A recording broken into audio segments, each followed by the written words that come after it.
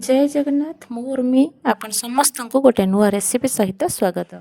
ये रेसिपीटी को बनवाई मुझे किसी पोई पोईटी एकदम कषी पोई मुझे ये सब को काटिकी मु भलसे धोई नहीं पत्र को भी मु धोईकी काटी नहीं। एबे मु गैस ऑन करके पैन बसई नेली। पैन गरम हवा परे मुझे रिफाइन तेल ऐड करछि। आपण चाहिए सोरिष तेल एथरे नेले आहुरी बहुत भल लागिवो। तेल गरम हवा परे मु काटिकी रखिथिबा पोई आउ आलू को एथरे देकी टिके एपट सेपट करिनेली काहेकि ना पोईटा बहुत नालुआ सेथिपाई मु टिके आग पोई की फ्राए करि नउची। ए पोई आलू टिके फ्राए हवा परे मु सेथिरे काटिकी रखिथिबा पत्र को मु ऐड करूची। पत्र को भी भलसे आम ए परिवा संगे सहित संतुलिबा। पोई रे बहुत सारा विटामिन्स हमको मिले। प्रायतः पोई खाइबा पई लोक पसंद करंतिनी। पोई आमको कैल्शियम दबा सहित फस्फरस भी दे थाए जहाँकि आम हाड़ को बहुत मजबूत रखी थाए। एबे पोई संतुल हो गला परे मु किछि मसूर डाली मु नेइची ए सब को मु भल भाबरे धोई नउची। आपण ए जगह चाहिए बुट डाली भी नहीं पारे। बुट डाली भी आहुरी बहुत बढ़िया लगे। देखो पोई मोर ऑलमोस्ट संतुली हो गलानी। मु धोईकी रखिथिबा मसूर डाली को मु एठी ऐड करूची।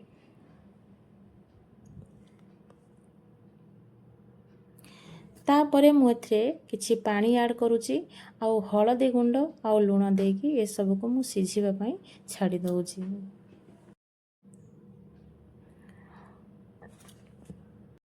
पोई सिझिया भितरे मु एठी गोटे टमाटो नेइची। टमाटो को छोट छोट पीस करी मु काटी नउची। पोई गोटे एमिति परिबा जहाँकि आमर ब्लड प्रेशर सुगर लेवल को कंट्रोल करि थाए। डायबिटीज पेशेंट मानक पई ये पूरा रामबाण कहले किछि कम हबनी। एबे मु नउची पियाज से सब को भी मु छोट छोट पीस करी काटी नेली। पियाज को मु काटी सारला परे मु एठी कंचा लंका दुटा नेइची से सब को भी मु काटी नेबी। ये रेसिपीटी को आपण मैंने थरे ट्राए करंतु देखिए बहुत भल लगिवो। थरे खाइले बारंबार खाया पई आपण मैंने इच्छा करिवे। आपण मैंने मोर ए रेसिपीटा को एंजॉय करंतु ता सहित मो चैनल को लाइक शेयर सब्सक्राइब करिया पई जमा भी भूलंतुनी। आ पाखरे आस्थवा बेल आइकन को प्रेस करी ऑल को क्लिक कर देबे ताकि मु जो जहाँ भी नुआ नुआ वीडियो अपलोड करी आपण मैंने सर्वप्रथम पाई परिबे। गोटे वीडियो बनया पई सतरे आज्ञा बहुत परिश्रम पुणी ये खरा गरम को आहुरी बहुत अधिक परिश्रम। जतेबेले आपणकर गोटे लाइक कि गोटे सब्सक्राइब मिल जाए ना सेतेबेले सबू परिश्रमर मूल्य आमको मिल जाए आ बहुत खुशी लगे। एबे मु एथरे टमाटो को ऐड करछि आ किछि समय पुणी घोड़े नउछि कारण टमाटो सिझिया पई भी टिके टाइम लगे। तो एबे देखंतु मु से सब सिझिया भितरे अदा आ रसुण नेछि ए सब को मु छेचि नउछि। आपण माने चाहिए पेस्ट रो भी यूज करि परिबे किंतु छेचारे बहुत ही यार टेस्टटा पूरा दुई गुण हे जिवो। सेथि पई मु अदा आ रसुण को भलो सेठी मु छेचि नउछि। आउ ए पोईरु आमको बहुत सारा विटामिन्स मिले जमती कि विटामिन ए मिले जोटा कि आम आखिर दृष्टि शक्ति को बढ़ेबारे बहुत साहाय्य करे। देखंतु एठी मोर सबु पोई डाली आलू टमाटो सबु किछि सिझी जाइछि। मुझे गोटे आलू को प्रेस करुच्ची आपण मैंने देखंतु सिझी जाइछि किंतु ए सब को टिके स्पून रे एपट सेपट करिवे एमति टिके घांटिला भलिया करदेबे ताकि ग्रेवीटा टिके थिकनेस आसीबो। सेथि पई मु ए सब को टिके प्रेस करि नउची एमति हल्का हल्का प्रेस करि नेबे। सतरे ए आइटम को निहाती भाव ट्राए करंतु जो माने पोई खाइबा पई पसंद करू नांती एही आइटम को खाइला परे देखिए निहाती पसंद करिवे पोई खाइबा की। आउ ए आइटम को स्पेशली बनया पई आदौ बुढ़ा पोई नेबेनी एकदम कसी पोई ही नेबे तार मजा बहुत बढ़िया लागिवो। एबे मु आ गोटे पैन नै जाइछि सेथरे मु एबे तेल ऐड कली आउ जीरा आ सोरिष ए सब को मु फुटे नेली। एबे मु सेथरे काटिके रखिथिबा कंचा लंका को ऐड करुची। कंचा लंका टिके फुटिबो ध्यान देबे। एबे मु काटिके रखिथिबा पियाज को ऐड कली। पियाज गोल्डन ब्राउन हवा पर्यंत मु ए सब को भल भाबरे मु फ्राई करि नउची। मु पुणी आपण मानकु आउ थरे कहूची प्लीज मो चैनल को लाइक शेयर सब्सक्राइब करिया पई जमा भी भूलिबेनी। आपण मानकर सपोर्ट मो पई बहुत बड़ पावर। आपण माने प्लीज मो चैनल को सब्सक्राइब करदेवे।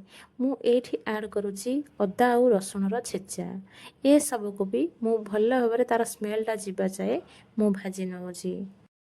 ମୁଁ ଯେତେବେଳେ ମାଇଣ୍ଡରେ ଆଣିଲି କି ଏ ରେସିପିଟାକୁ ମୁଁ ଟ୍ରାଏ କରିବି, ମୁଁ ନିଜେ ବି ସକ୍ ଥିଲି କି ପୋଇ ସାଙ୍ଗରେ ମସୁର ଡାଲି କ'ଣ ତା'ର ଫ୍ଲେଭର୍ ଆସିବ, କ'ଣ କେମିତି ଲାଗିବ। ମୋ ପୁଅ ତ ପୋଇ ଆଦୌ ଖାଇବା ପାଇଁ ଭଲ ପାଏନି। ଆପଣମାନେ ବିଶ୍ୱାସ କରିବେନି, ମୁଁ ଯେତେବେଳେ ଖାଇଲି ତା'ର ଟେଷ୍ଟ ଏତେ ଭଲ ଥିଲା, ମୁଁ ଆପଣମାନଙ୍କ ସହିତ ମାନେ ଆପଣମାନେ ଯେପର୍ଯ୍ୟନ୍ତ ବନେଇକି ନ ଖାଇଛନ୍ତି ଜାଣିପାରିବେନି। ମୁଁ କହିଲେ ତ ମୋ ପୁଅ ଜମା ବି ପୋଇ ଖାଏନି। ସିଏ ମୋତେ କହିଲା କି ମାମା ବହୁତ ହି ଭଲ ଲାଗୁଛି, ଆଉ ମୁଁ ବହୁତ ଖୁସି ହେଇଗଲି। ମୁଁ ଏଇଠି କିଛି ବେସିକ୍ ମସଲା ଆଡ଼୍ କରିଛି। ବେସିକ୍ ମସଲାରେ ଆପଣଙ୍କ ପାଖରେ ଯାହା ବି ମସଲା ଥିବ ଆପଣମାନେ ନେଇପାରିବେ। ମୁଁ ଏଠି ହଳଦୀ ଆଉ ଲୁଣର କ୍ୱାଣ୍ଟିଟି କମ୍ କରିଛି, କାହିଁକି ନା ମୁଁ ପରିବାରେ ଲୁଣ ଆଉ ହଳଦୀ ଆଡ଼୍ କରିଥିଲି। ମସଲାକୁ ସେ ପର୍ଯ୍ୟନ୍ତ ଆପଣମାନେ କଷିବେ ଯେଉଁ ପର୍ଯ୍ୟନ୍ତ ତେଲଟା ଉପରକୁ ନ ବାହାରିଛି। ମୁଁ ସେଇ ପର୍ଯ୍ୟନ୍ତ ଭଲ ଭାବରେ ମସଲାକୁ ଲଗାତାର ମୁଁ କଷି ଚାଲିଛି। ଏବେ ଦେଖନ୍ତୁ ମୋର ଅଲମୋଷ୍ଟ ମସଲା ଏକଦମ ରେଡ଼ି, ପରଫେକ୍ଟ ହେଇଗଲା ମସଲା।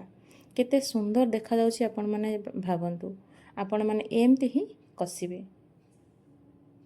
ଏବେ ମୁଁ ସିଝେଇକି ରଖିଥିବା ଡାଲି ଆଉ ପୋଇ ଆଳୁକୁ ଏଥିରେ ଆଡ଼୍ କରୁଛି।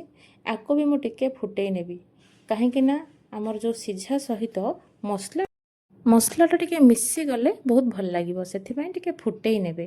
ଫୁଟେଇବା ଦ୍ୱାରା କ'ଣ ହେବ କି ଆମେ ଯେଉଁ ପରିବାଟା ସିଝେଇକି ରଖିଥିଲେ, ପରିବା ପ୍ଲସ୍ ମସଲା ଇଏ ସବୁ ମିକ୍ସ ହେଇଯିବ। ମିକ୍ସ ହେଇଗଲେ ଗୋଟେ ଆମକୁ ଖାଇବା ପାଇଁ ବହୁତ ଭଲ ଲାଗିବ, ଆଉ ତା'ର ଟେଷ୍ଟଟା ବହୁତ ବଢ଼ିଯିବ। ଏମିତିକି କ'ଣ ପରିବା ଅଲଗା ମସଲା ଅଲଗା ହେଇଯିବ, ଖାଇବା ପାଇଁ ଏତେ ଭଲ ଲାଗିବନି। କିନ୍ତୁ ଏମିତି ଥରେ ଫୁଟେଇ ଦେଲେ ଏସବୁ ମିକ୍ସ ହେଇଯିବ। ମିକ୍ସ ହେବା ଦ୍ୱାରା ତା'ର ଟେଷ୍ଟଟା ବହୁତ ବଢ଼ିଯିବ। ଆପଣ ଚାହିଁଲେ ଲାଷ୍ଟରେ ଏଥିରେ ଗରମ ମସଲା ଆଡ଼୍ କରିପାରିବେ, କିନ୍ତୁ କୌଣସି ଆବଶ୍ୟକ ନାହିଁ। ମୁଁ ବି ଗରମ ମସଲା ଆଡ଼୍ କରିନି। ଆପଣମାନଙ୍କୁ ଯଦି ଠିକ୍ ଲାଗିବ ଗରମ ମସଲା ବି ଆଡ଼୍ କରିପାରିବେ। ଏସବୁକୁ ଥଣ୍ଡା ହେବା ପର୍ଯ୍ୟନ୍ତ ଛାଡ଼ିବେ। ଥଣ୍ଡା ହେବା ପରେ ଇଏ ଯେତେ ପାଣି ଦେଖାଯାଉଛି ନା, ଆଦୌ ପାଣି ଦେଖାଯିବନି। କିନ୍ତୁ ମୁଁ ଏଠି ଆପଣମାନଙ୍କ ସହିତ ଗରମ ଗରମ ସେୟାର କରିଛି, ସେଥିପାଇଁ ଟିକେ ଅଧିକ ପାଣି ଦେଖାଯାଉଛି। କିନ୍ତୁ ଥଣ୍ଡା ହେଇଗଲା ପରେ ଆର ଥିକନେସଟା ପଳେଇ ଆସିବ। ଏବେ ଦେଖନ୍ତୁ ରେଡ଼ି ହେଇଗଲା ଆମର ପୋଇ ମସୁର ଡାଲିର ଗୋଟେ ସୁନ୍ଦର ରେସିପି। ରହିଲି, ଜୟ ଜଗନ୍ନାଥ।